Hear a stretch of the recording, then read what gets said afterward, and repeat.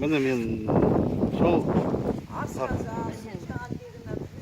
өзіміз жақсылығын көп көрдік. міне мына кісілер осында емделіп жатыр екен. Бұл Түркістанның шипа суы. Жаңа айтып өттік қой, Фархаттың алып келуімен келдік. Мұнда Саид. Осылар болмаса мен Алматыда аңқылдап ауыр больницада жата беруші едім. Дұрыс ол лечение Иә, алған осыға жақсы. келіп бүгін бастап жатыр енді.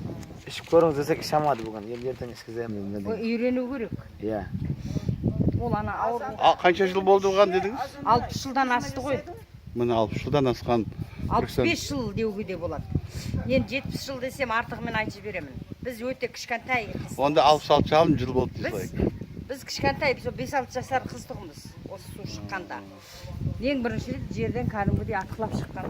Содан басына жаңағыдай палак тұтып қалып пайдалана бастады. Одан өкімет құрғанның өзі сол 55 жыл болып қалды. Частный ме өзіңіз государственный? Қазір частный болып кетті. Ем болсын апа, Государственный болған. ауырмаңыздар, жазылып кетіңіздер. Бұрын өкімет